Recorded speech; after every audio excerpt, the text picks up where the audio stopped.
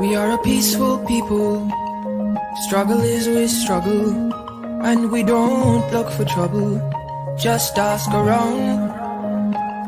But when outside faces from foreign places talk about taking over, we ain't backing. And welcome. We below the belt, people. We below the belt. We below the belt. Where else y'all want us to be? This country in fear, life and fear. Why are the people must play fair? We below the belt. Good to see each and every one of you who are joining us. And guys, welcome to another podcast of Below the Belt. I'm your host, Sherrod Duncan. And today I'm going to be talking with one of our members of parliament, the one and only Ronald Cox. And Ronald represents us in Region 1 and just excellent work, guys, in Region 1. And we're so glad that you guys are joining us. We're talking this afternoon about the Hinterland connection, Region 1 in focus. And we hope that you guys can join us during this year lunch break. We are happy to be sharing your lunch hour with you guys. So open your bowl. If you bring your little cook up or your little curry and roti, whatever you have brought, we are tremendously happy that you are with us today. We are grateful, guys, that you guys are making you guys are joining us for lunch. Esther Blue, we see you. Esther says, I'm sad right now. We see Laverne Cameron out there. We see Claire, Alexis, Charmley, Richmond, and Shelley D. Ridder. A lot of fantastic folks joining us out there on social media via our podcast, The Hinterland Connection, Region 1 in Focus. That is our topic for discussion today. Guys, the weather outside is lovely. It's not frightening. It's lovely. The new Christmas song says, the weather outside frightening. It is beautiful. It's 29 degrees in Georgetown, folks. How is the weather where you are? How is that weather, guys, where you are? We hope the weather is great. We hope the weather is fine where you guys are. There's a 24% chance of rain, believe it or not, according to weather.com. There's a 24% chance of rain. 29 degrees outside. It is beautiful weather for work. And we've had intermittent rain, and that has kept the heat down. And guys, we are grateful for that. Tremendously grateful for that. Beautiful weather outside again. Wherever you guys are joining us from, we ask that you share the live stream. Dashawn Alexander, share the live stream where you are. Precious Queen, why don't you share the live stream as well? Delroy Bumbery, how are you, Delroy? Good to see you as well. Good to see all you fantastic folks. Wilton Blue, I see you. Elizabeth Nurine, joining us from Sparkle City. She says it's chilly here in Sparkle City. Definitely joining us from the diaspora. Good to see each and every one of you. And thank you for taking some time out with us this afternoon. Thank you for sharing your lunch break with us this afternoon. You know, people different in the diaspora. You take your lunch break when you could get it. Back home here, folks, if they let you out to 12 o'clock, it's problems, you know. It's problems. People don't tools at 12, especially public service. You see when 4:30 come, people pack the bag and the gun. One do left till tomorrow. That is how we do it here. But welcome to each and every one of you folks like Derek Smith. Good to see you. Erwin Don Cook. I see you out there, Erwin. Great to have all of you fantastic folks joining us. We are peaceful people, guys. Struggling, we struggle. Yeah, that's how we do it here. Struggling, we struggle. Before we get into our discussion, guys, you know, we are following this information, following the reports that former Finance Minister Winston Jordan has been detained. I'm choosing my words carefully. He's been detained by SOCU. You all know that politically affiliated entity these days. The organized crime unit there. And we are being made to understand that former Minister of Finance, Winston Jordan, he is being sought for what they're calling misconducting himself in public office. Nonsense. It's all trumped up charges and nonsense. You know, since Winston started speaking out against his government about a mismanagement of the economy and how things tight, Suddenly, they're giving Winston a lot of attention, but we know that Winston Jordan has the testicular fortitude, and we backing him. Below the belt, backing him. We are standing resolutely with former Finance Minister Winston Jordan. I see you. Is it? I never. Well, I shouldn't say I never know how to pronounce this name, but I'm struggling to pronounce it. Miss Joseph. First name is it? Hi. Let me just say Miss Joseph. Marlene Comini Van Veen. We see you out there. It's nonsense. A whole host of trumped up charges. Misconducting yourself in public office. They got the nerve. What happened to the fraud charges with Anil Nandalal for stealing law books, dismissed by the DPP, and you talking about misconducting yourself in public office? What happened to Ashley Singh fraud charges, dismissed with no reasons given by the DPP? You're talking about misconducting yourself in public office? Utter nonsense and foolishness. But Viola Innes, Derek Smith, Laverne, Rosemary Albert, Laverne Cameron, we know these jagabats are neighbor with Winston Jordan. He has the testicular fortitude to hold strain. To hold strain, Winston, we backing you. We backing you. We know that he has been detained by Soku. Soku is now headed by all the PPP underlings, all the PPP minions, some people who themselves have misconducted themselves in public office, but they're still going strong. So we're following what is happening as pertains to Winston Jordan.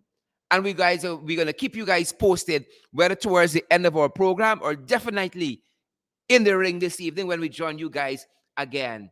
The other bit of information we are following, guys, is this 7% that the Jagabats pay out. And one of the very issues rather, that Winston Jordan has been speaking out against. The criminality of it, poor style, all the money we making as an oil economy, and you giving people 7%. Shame on this install administration, this install catfish administration. And I know it's only time before they come for me, but I able with y'all. Whole pack of jagabats and scamps. Huh? Hands in handcuffs, I'll still be calling y'all scamps and vagabonds, hypocrites, Jebusites, Philistines. That is who they are. So we saw this bit of information concerning this 7% and who's entitled to it before we get into our discussion. Who's entitled to it? Here what this circular read out of the Finance Secretary, Ministry of Finance. Here what the circular read. At number 2, this is a circular, folks. This circular went out quite recently, November 19, and it's to all heads of budget agencies. It's from the Finance Secretary, Ministry of Finance. And here what the thing said. The second point it notes, the increases are payable to workers who were employed, right? Well, let me give you the categories of persons rather. All traditional public servants, defined to mean those employed in ministries, departments not under ministerial control, regional administration, and public service-related agencies, is a whole bundle of nonsense. It's total confunction nonsense and confusion powder. With this whole 7% issue that Jordan has been speaking out against. The APNU AFC administration increased wages and salary every single year. This is the third budget they're approaching. And 5%. They ain't got no shame. They ain't got no shame at all. Folks with us this afternoon, we are privileged to have the MP out of Region 1. This is a man who is always on the ground, working very, very, very hard. Member of Parliament, Ronald Cox, and we're pleased to have Ronald join our discussion this afternoon below the belt. Welcome, Ronald. Hi, thank you, Sharon. Thank you for having me on your program. Fantastic. It is our privilege to have you, Ronald, because we know you're a man on the ground in Region 1 all over, listening to the people, trying to respond to some of their issues, wherever and however you can. We know that the resources of the opposition aren't what cannot match the government by any means, but you have been out there making a positive difference. So let us start by saying congratulations to Ronald, because Ronald has just, well, not just, but just had a new baby. So congratulations, MP. Thank you, Sharon. Fantastic. Ronald, we're being made to understand that there are several issues affecting the residents there in Region 1. And why not us start with one of the most pervasive? You know, we've been trying with COVID-19. You know, people like Frank Anthony, installed Minister of Health, just tell me that we got the Alpha variant, well, rather the Delta variant here. After about 4 or 5 months, Paho told us we had that variant. He now conforming it, right? And no sooner is he conforming it, we got the Omicron variant to deal with. And we heard that Brazil, I think it was, just had its first case of the Omicron variant. So we know it's right on the border there. But one of the things that stands out in this poor COVID governance of this installed regime, Ronald, is the fact that we've heard recently that Region 1 is seeing an uptick in COVID-19 cases. Yes, Sharon, indeed, the management of COVID-19 is of concern to us.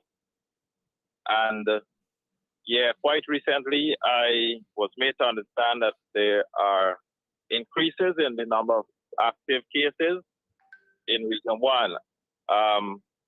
I was made to understand that the community of Wangna is one of the hotspots, or the hotspot at this time. So, yes, we have increases in cases. It is worrying, and I am not sure of the regional authority here to effectively address the issue, or what is the Ministry of Health plan, what strategy they have in place to, help people to remain safe and all of that. We are yet to be told of their plan, but it's worrying that, yeah, we have cases, active cases at the moment. One of the challenges, Ronald, that we've seen nationally and also in areas in Region 1 is that the government says one thing, but their own officials do something totally different. So you have curfew for the ordinary man, but government officials go to bars and so forth, and they're sporting and they're drinking and they're carrying on. And they themselves have been the purveyors of COVID-19 with all of the large gatherings and all those other things. So we're not surprised in a sense, Ronald, that COVID-19 is on the increase there.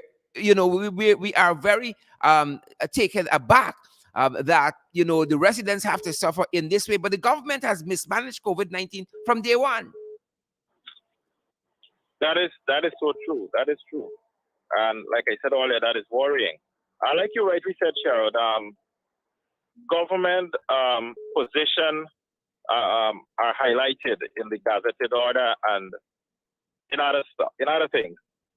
But they themselves, they are contrary to what is put out there as measures to prevent. So, like you rightly said, there are gatherings, there are different activities, and now that we have an increase in cases of COVID here, it makes me wonder if the gatherings that the government had over the last few weeks or so, one of those is the distribution of flood relief cash grants.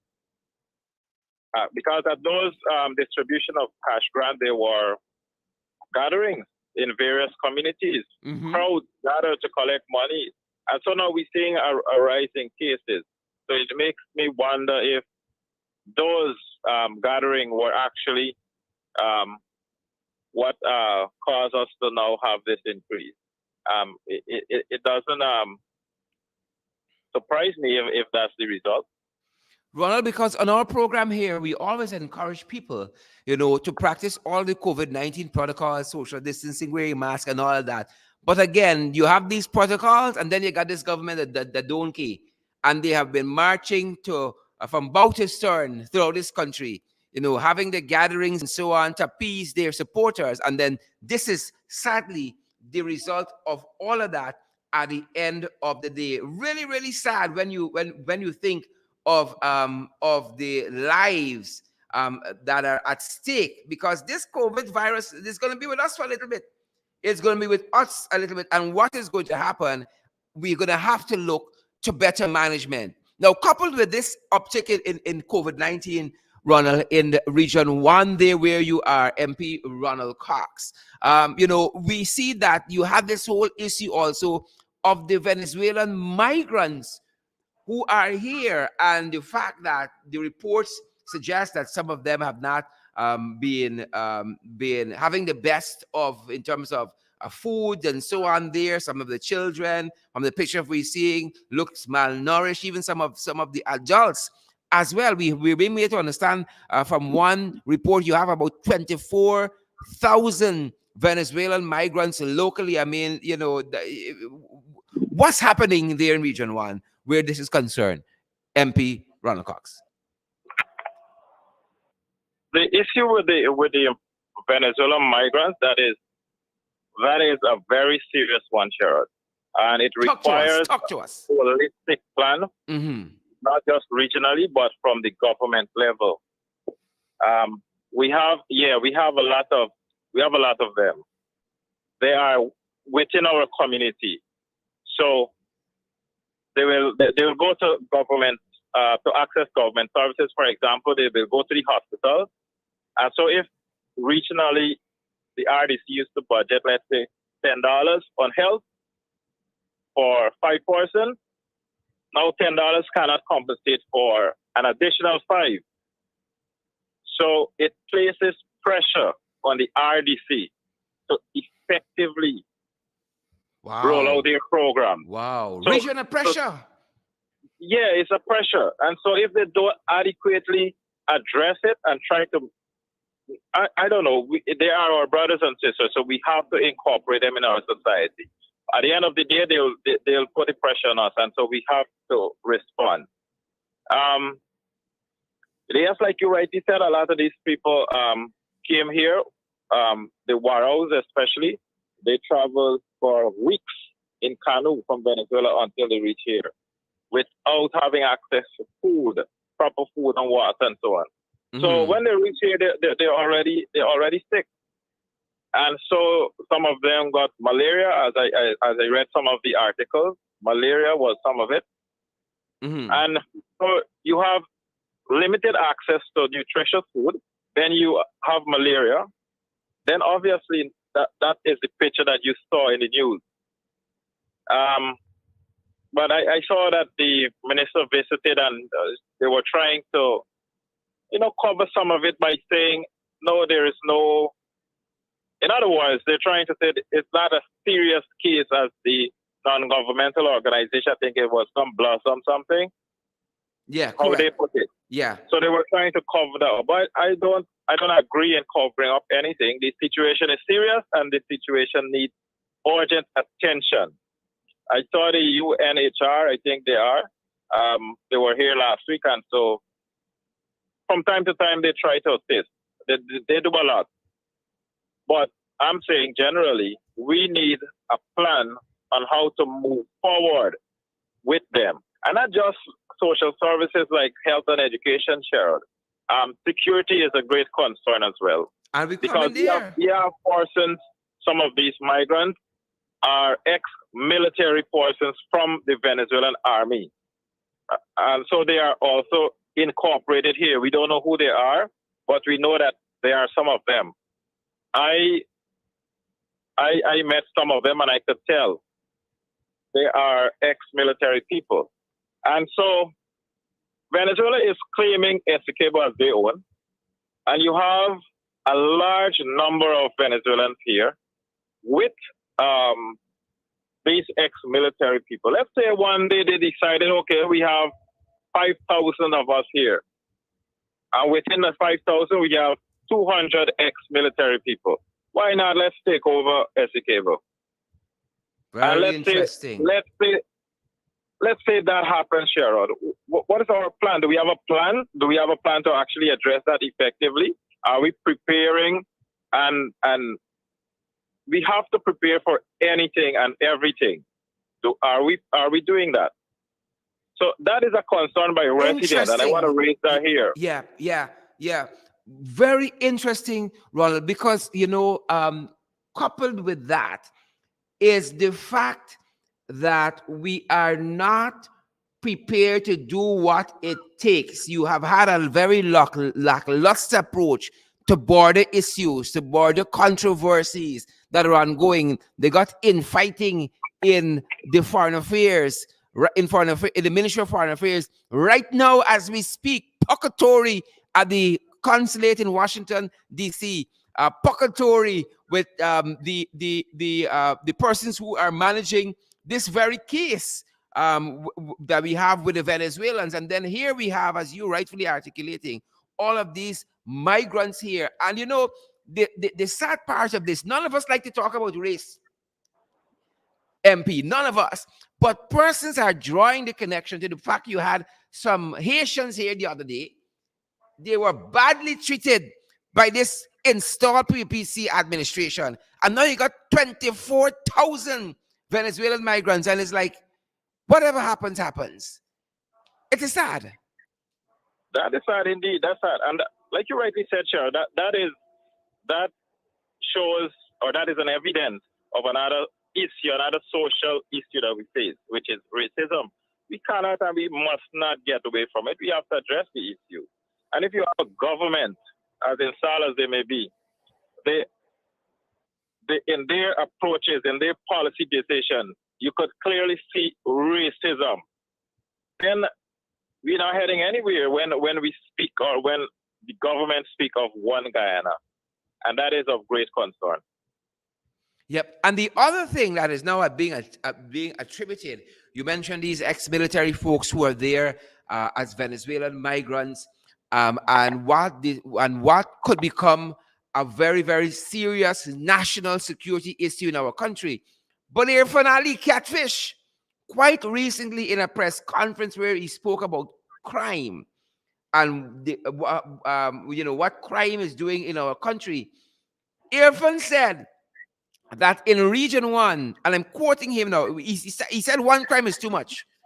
Those were his words. One crime is too much. But he said in Region 1, crime has increased 130% in Region 1, 130%. What are your thoughts on that aspect, MP Cox? That is worrying, Sherrod. That is cause for concern. And well, these regions were considered the safest region when it comes to crime. And now that we're being told, I read the article, I read the news article, and it says Region 1, 6, 7, and 9. Those were the regions that saw large increases in crime. Now, it says two things. One, this administration has no plan, or is very poor in executing their plan in preventing crime. Two, the society has gone so bad, so much in disarray that persons no longer respect the rule of law, and our social life is threatened in terms of providing for ourselves. So now we resort to the last thing, which is crime. We have needs, and our needs have to be met. The government is failing to provide those needs. Well, then people are opting to the extreme. Sadly, that has to be the case. Yep. For those folks who are now joining Below the Belt, we want to encourage you guys to share the live stream. We want people to know what is happening in regions like Region 1. We want people to know what this catfish install Pocketori administration has been doing, their mismanagement, their ineptitude, their bad, poor leadership. And as we're talking what's happening with Region 1, those of you who are now joining us, we started our program this afternoon by talking about the fact that former Finance Minister Winston Jordan is right now detained by Soku, right now as we speak. So, guys, please share the live stream. We want you guys also to click on that emoji button there and let us see your own emotions. How are you? And thank you for sharing your lunch hour with us. MP Cox again, it's really sad to see that, the PPP talk a good talk, but it's all, they put the gas in oil and gas. It's sheer hot here. It's sheer gas. Another issue we saw quite recently, very, very stunning, is the closure of what I'm made to understand, Ronald, you're the man on the ground there, is the only bank in Region 1 closing its doors until further notice. I think this was GBTI. Until further notice. I mean, some folks who reached out to us said this is the fact that the government has changed up where gold and so on is deposited or something of that nature in the region, the bank can get any kind of money to sustain its operation there.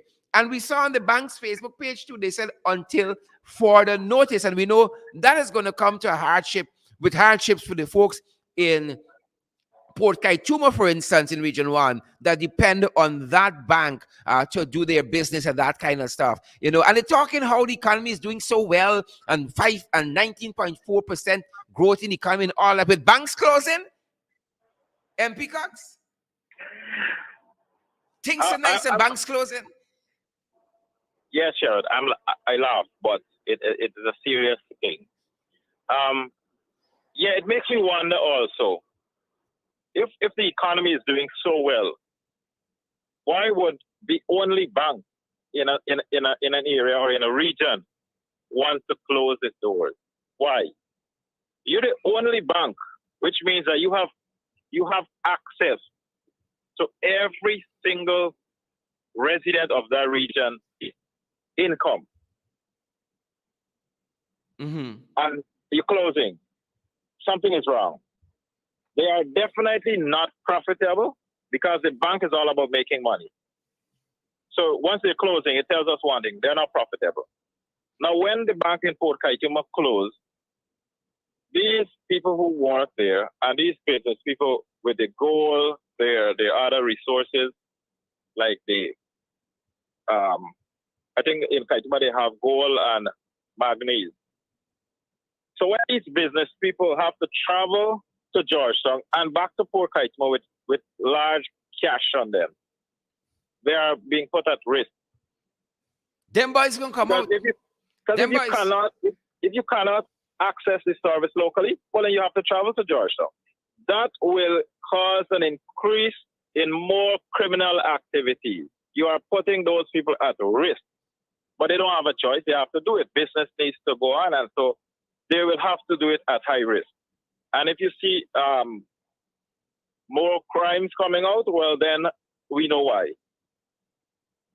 Yep. I mean, it is very sad. And I think there is stuff that is happening in this economy that we don't have the insight to as yet. And that is why somebody like Winston Jordan is so critical. And I think that is why you're seeing all of these machinations by this installed catfish regime, because they want to tell you, oh, they're plugging the economy with all of this money and cash grants, and oh, this 19.4% growth in the economy expected for 2021. But Guyanese don't feel it in the damn pockets.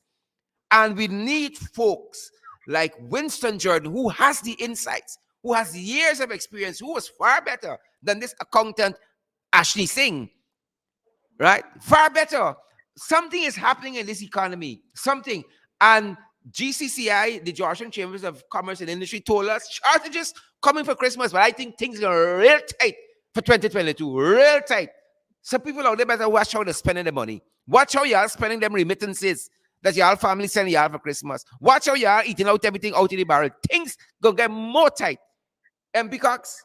Yeah, so that's as how we see things going, Sherrod, it will not be surprising to see that things become even more tighter than it already is. The government is more concerned with being vindictive and fighting among the the head offices in the various ministries on petty issues. They're more concerned with that. And like you already said, Mr. Jordan is far better. And they will not deny that because he worked under the PP government as well when Jagdeo was Minister of Finance. Mm-hmm. So he is good. They know that he is good. And so they are afraid that he can bring out things that will show their weaknesses. And so they're just trying to fight back by creating these, I would say trumped up bogus charges. Nonsense about misconduct is having public office. To distract the citizens. And that's all the intention is, to distract us. But we know that Mr. Jordan is good. And what the PB should be doing is, all right, you listen to Mr. Jordan, and in your own secret space, you try to address it.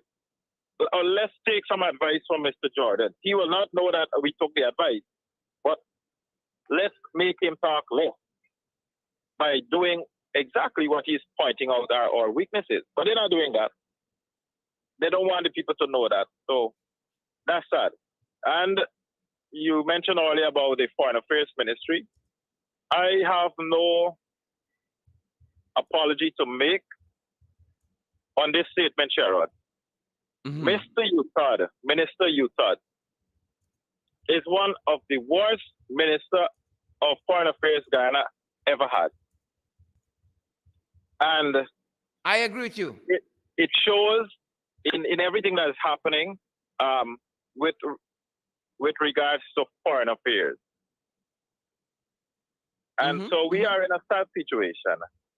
I want to go back to a point where we were talking about crime.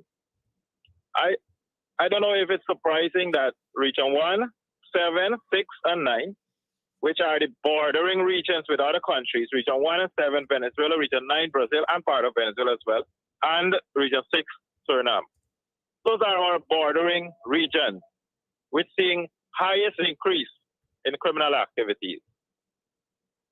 I don't want to speculate anything, but we can make our own conclusion, and it needs to be addressed. Mm-hmm. Mm-hmm. I hear you. Ronald, you're talking about all these issues, and this is Region 1, we went Region 1 to 10, and these are just a couple of the things that we can fit into an hour of discussion. Ronald, we know you are an MP on the ground, village to village, alley to alley, street to street, creek to creek, river to river in Region 1. What are people telling you on the ground about this catfishing style, stink, wicked, and dirty administration as you traverse Region 1?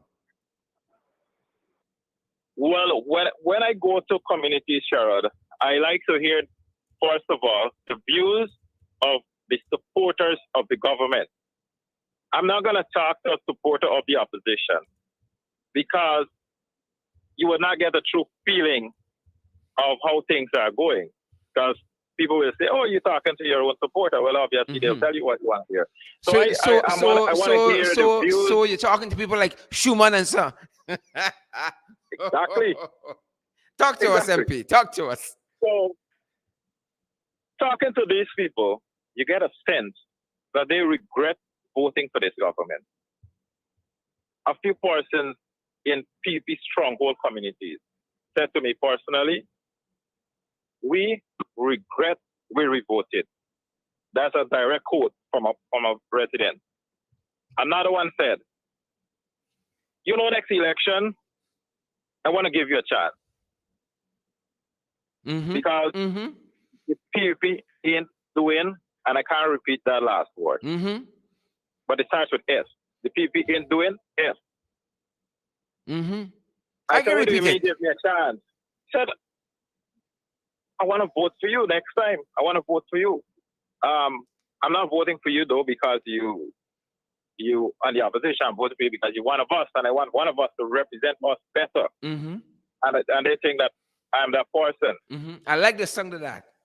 One other person said,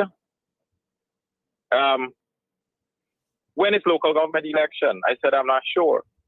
He said, "Why?" He said, "Because we're thinking about making you regional chairman. Mm-hmm. I said, no. Mm-hmm. Regional election is held with national election. So the regional chairman cannot change until an election, Yeah. national election. They got to So- put up with the jagaba there.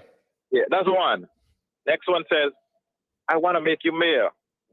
So all these things come in. I said, we will talk about these. We have plans in place whenever these elections come around.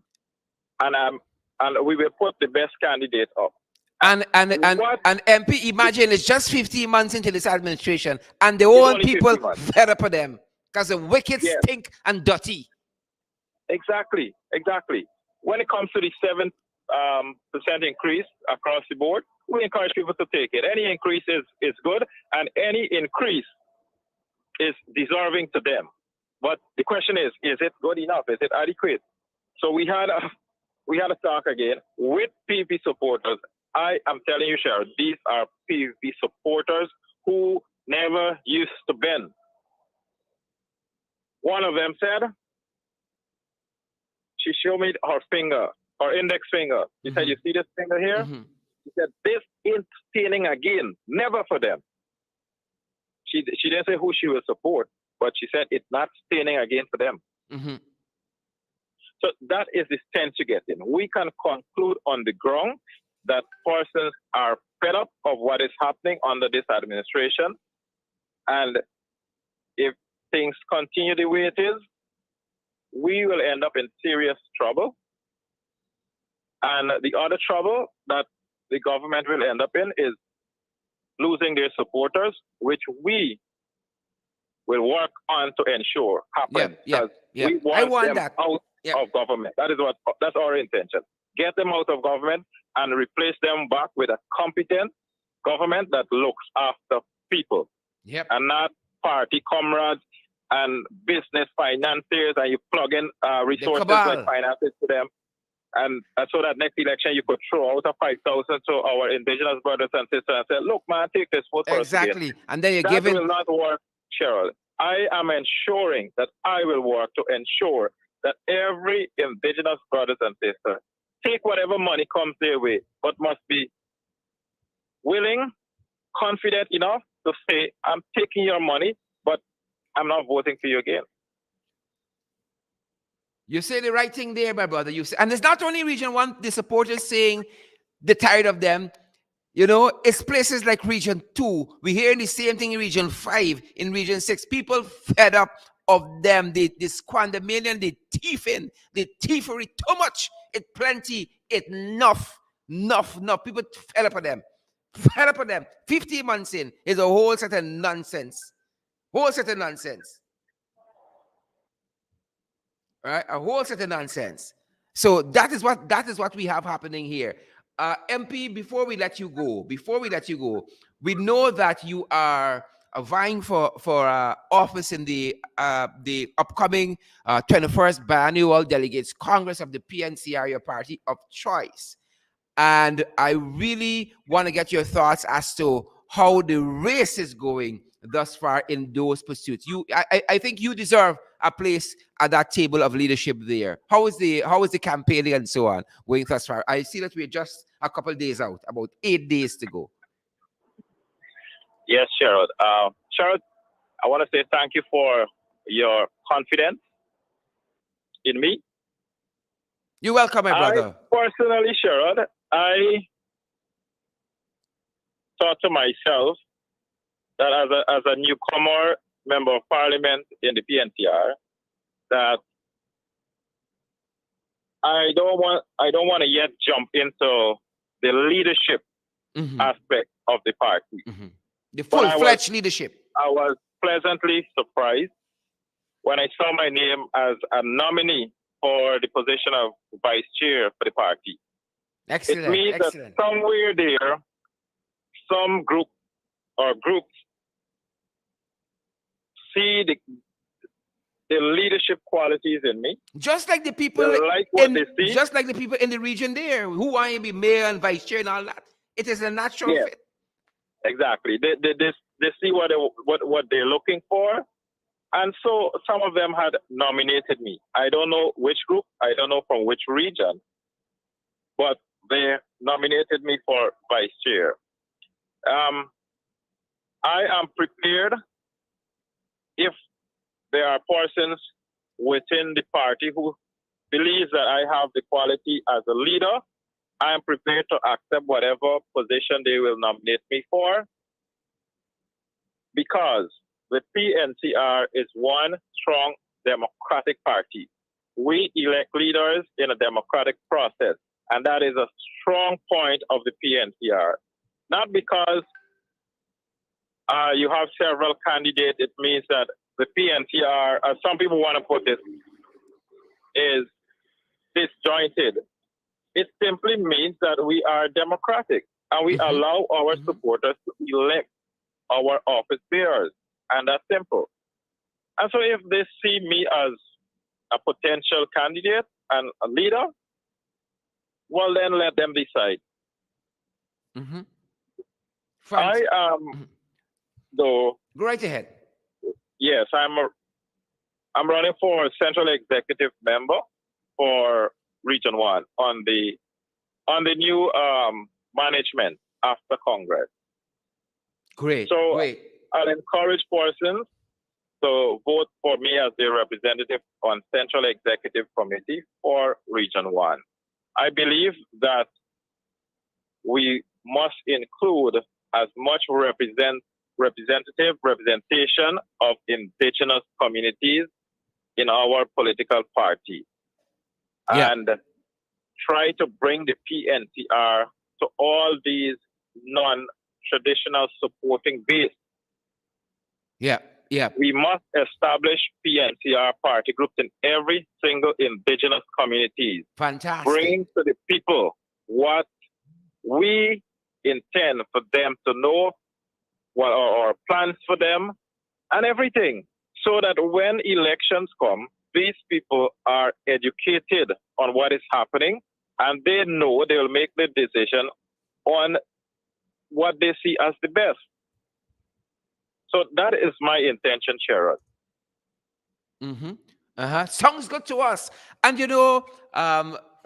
MP Ronald Cox, you talked about, to me, ethnicity and race there. And I want to elevate the discussion in terms of your prospective election to the post that you're vying for here in this PNCR race. Because you're on the ground working for the people, you should be elevated to a position that helps you to amplify their voices and their concern, and also to be able to expand on the kind of the kind of solutions you can bring to bear. So it's not like you fall out of nowhere. You're on the ground there in that place with those people going through all the trials and the travails facing them because of this installed catfish waste time administration, right? And you have to be elevated to a position that enables you to do more for them. I see it as a natural elevation. Thank you, Sharon.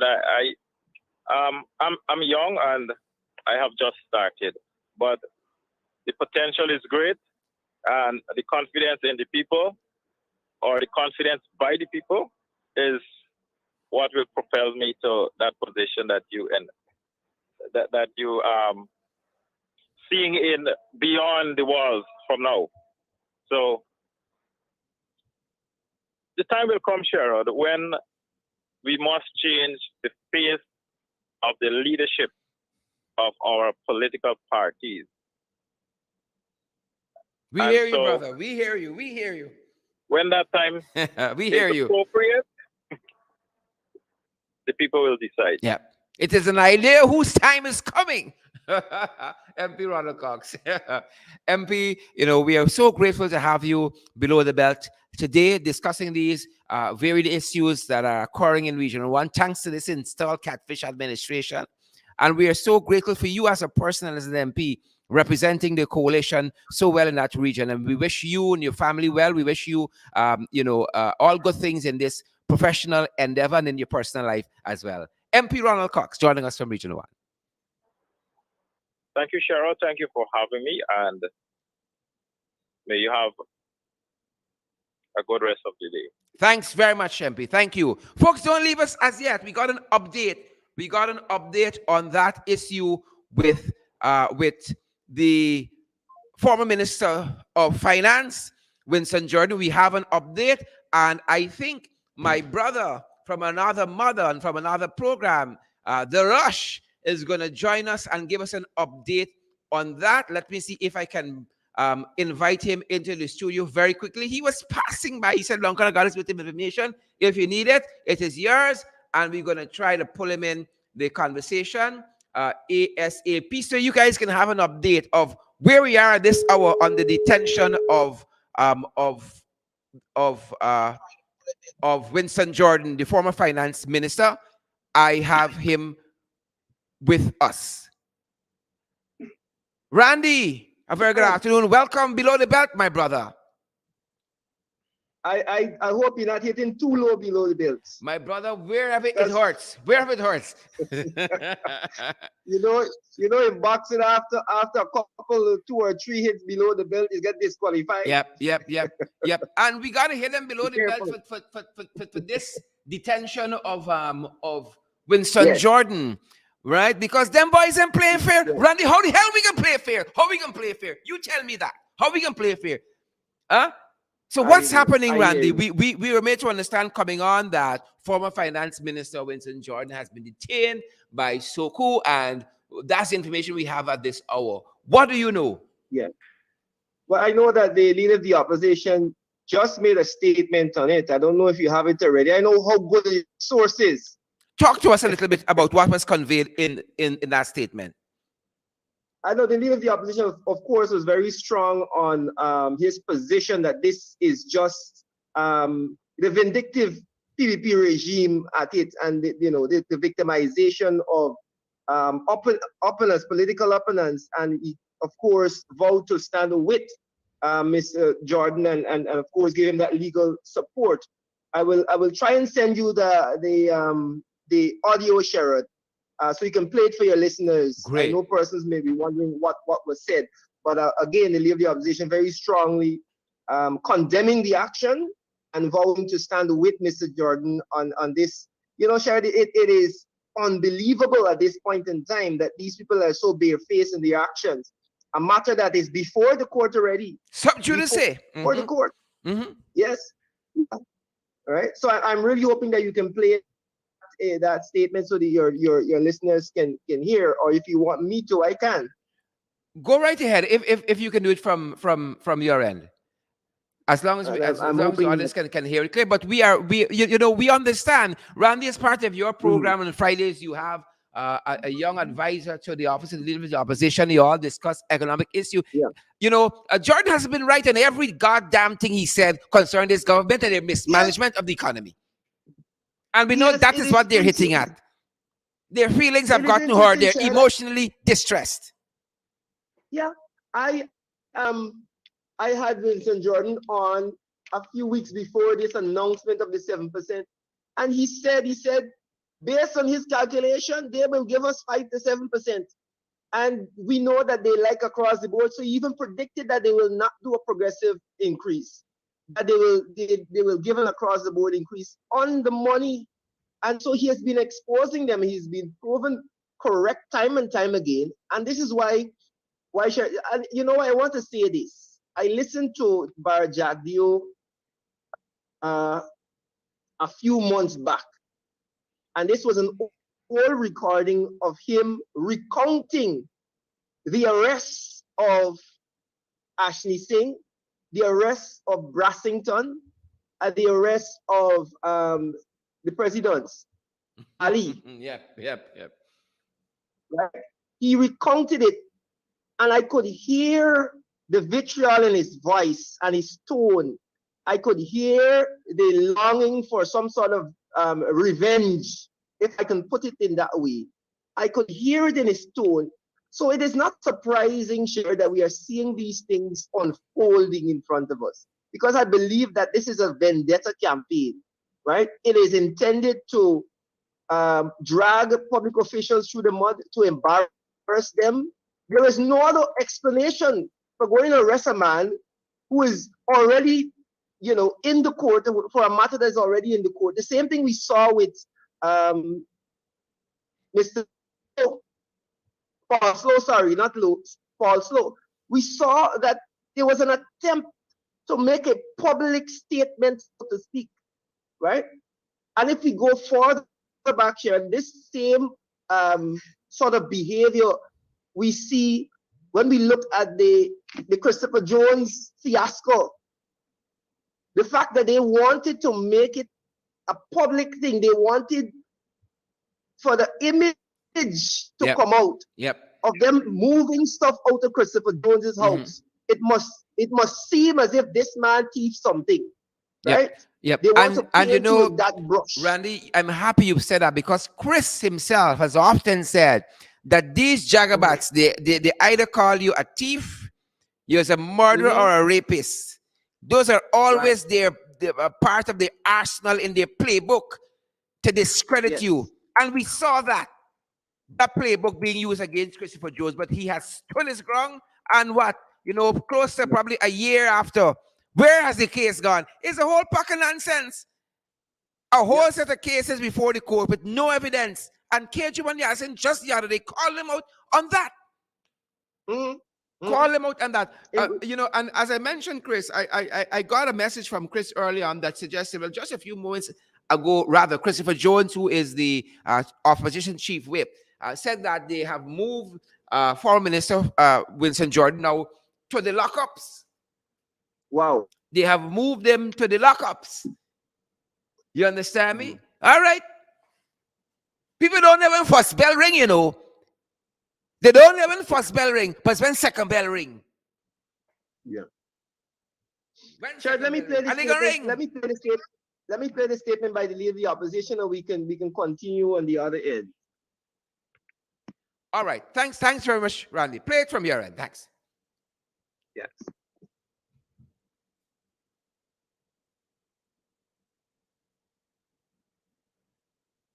Folks, stay with us. The statement from the leader of the opposition. Former Minister of Finance, Mr. Winston. Coming up. Folks, stay with us. A few minutes ago, I received a call from former Minister of Finance, Mr. Winston Jordan, that he was invited down to the Sohu, where upon arriving at Sohu, he was informed that he was going to be placed on a charge. He was arrested and placed on a charge for misconduct in public office. Now, this is one of the most atrocious pieces of actions by the PPP administration. They had indicated this earlier, but certainly we never believed that they were gone to such depths to actually file a charge for a matter which is already before the court in a civil jurisdiction, and that is before Justice Brassington Reynolds. So this is, in far as I'm concerned, this is just about harassment of Mr. Jordan. As far as we are concerned, the AP and UAFC are concerned, we have dispatched legal representation for Mr. Jordan, and I want to give him and his family and friends the assurance we will stand solidly behind him. We will ensure that he gets the best legal representation in this matter, and that the plans of the PPP will be thwarted. They are seeking to silence the voices of those who speak out against them. And this will not silence Winston Jordan.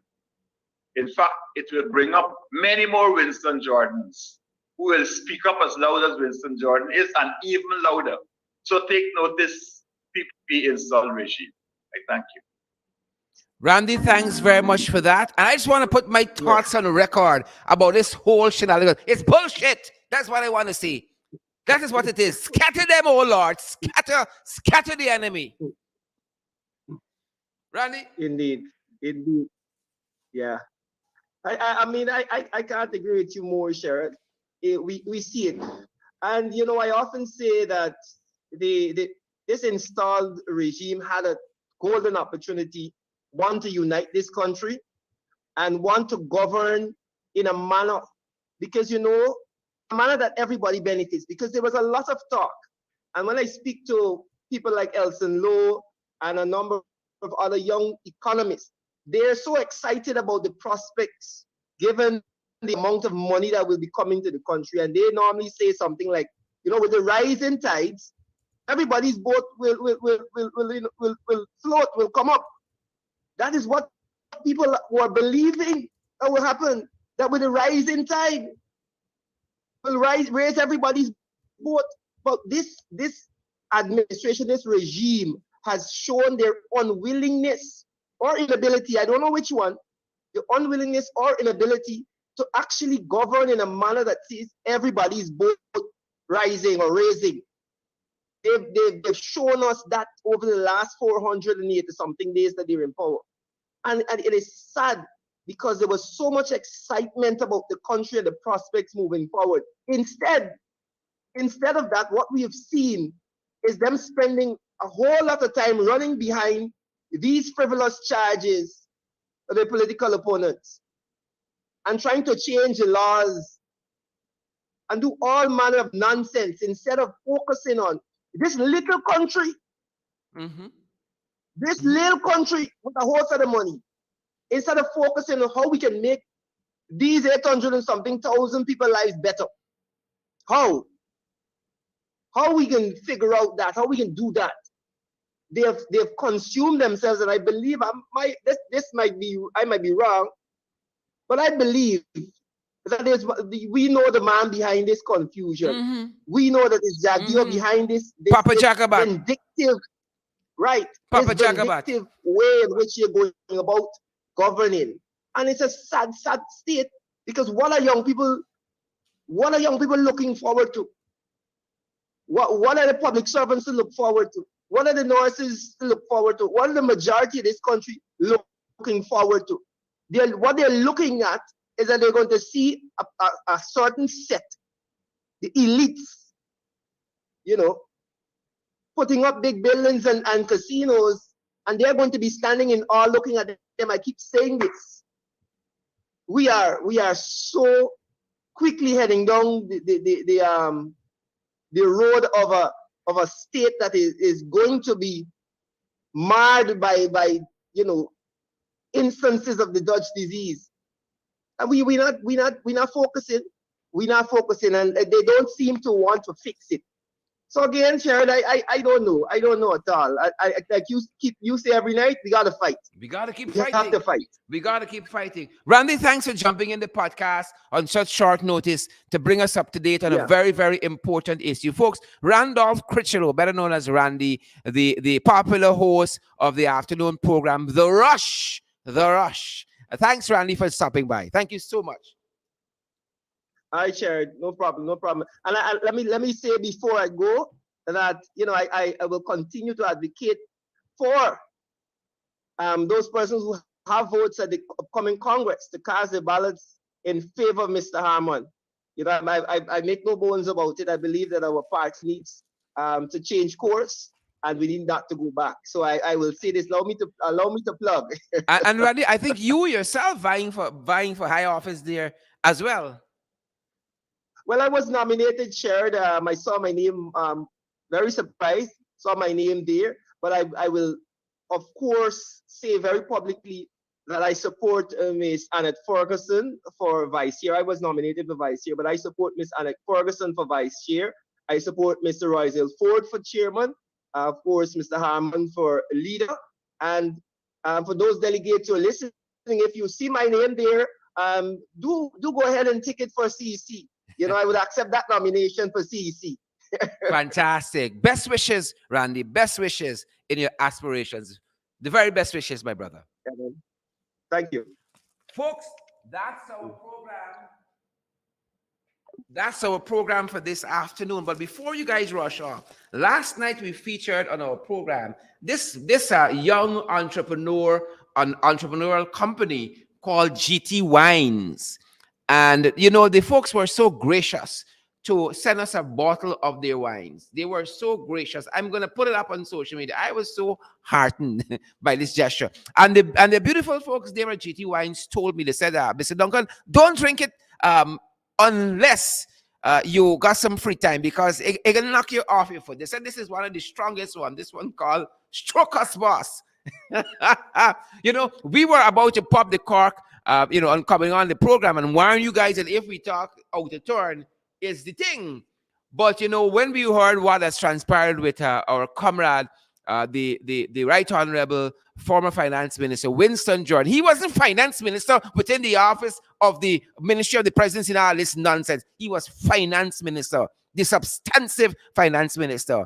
When we heard what transpired with him and his detention, we had to keep this wine here on ice, folks, until we have a chance to celebrate properly. But the season has started, and we really want to thank the folks there at GT Wines. Guys, if you want a good wine, try something new and different for the holidays. We recommend this GT wine highly. It comes out of Buxton. Y'all think that can come out properly from Buxton? Only some people who want to talk a whole set of foolishness all the time, but who get them contract and who get them money for big fixed ground and all kind of nonsense.